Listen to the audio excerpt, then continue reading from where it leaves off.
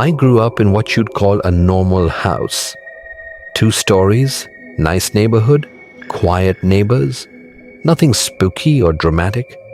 The kind of place you don't expect anything strange to happen. But there was one thing in that house I never got used to. The dolls. My grandma loved collecting porcelain dolls, delicate old-fashioned things with glass eyes and stiff dresses. When she passed, my mom inherited the collection. And guess where she decided to keep them?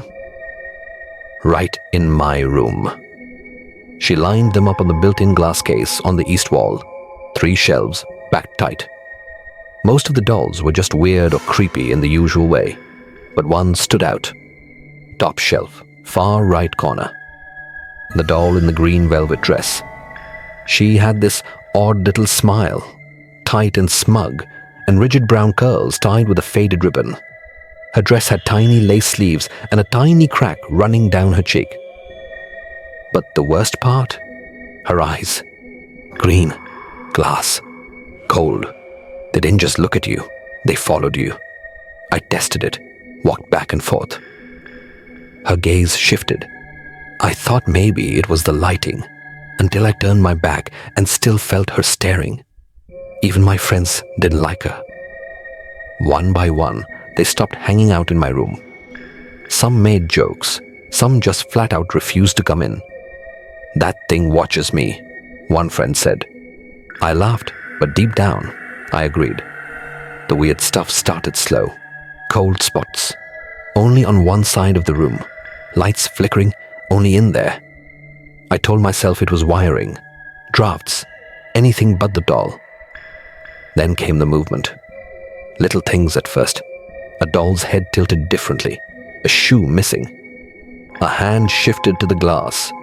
Once, I walked in and found one lying on its back, arms sprawled. It hadn't moved in years. But the green dress doll, she never changed.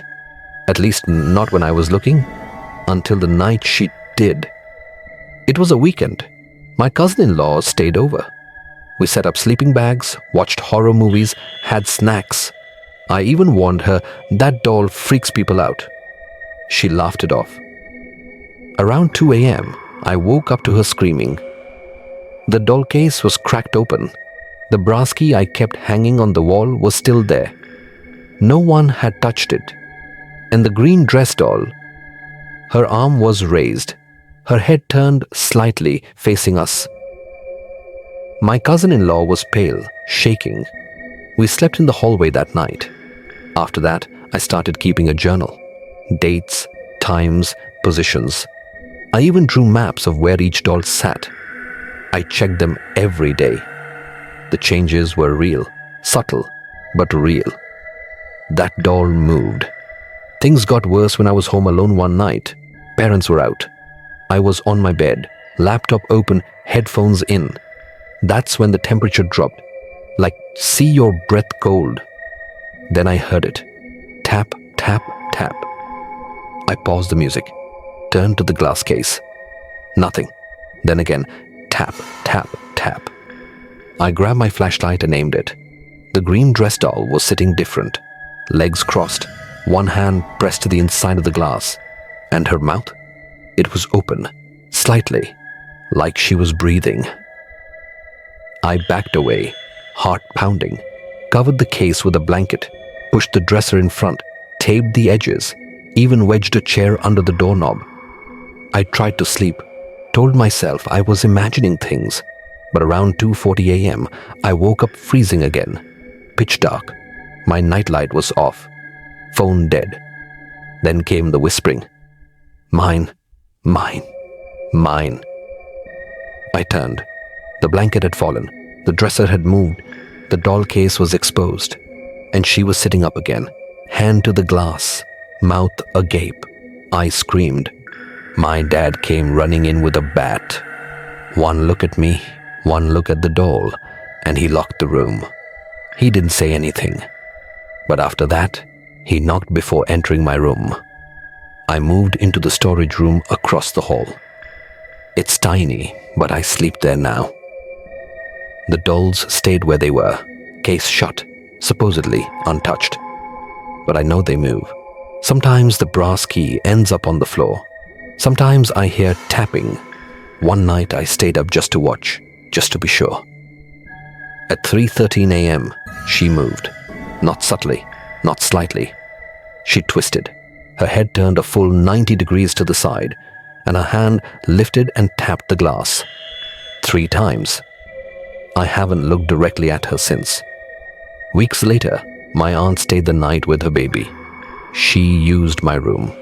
At 2 a.m., she texted me from downstairs. "I'm on the couch. The baby won't stop crying. Something's wrong in that room."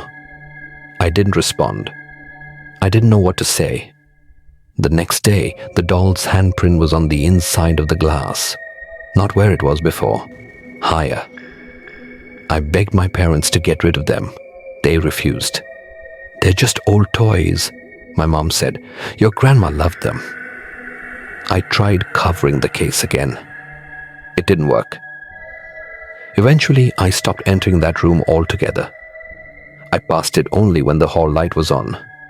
And even then, I kept my eyes on the floor. Months passed. Things settled. Sort of. I still had the dreams. I still heard whispers. But the activity slowed until last week. I found the green dress doll not in the case, but on the floor, sitting in the middle of the room, legs straight out, arms at her side, staring at the door. The case was locked. The key was still on the wall. I didn't tell anyone, but I haven't slept since. Some nights, when it's quiet, I swear I hear her whispering from behind the door.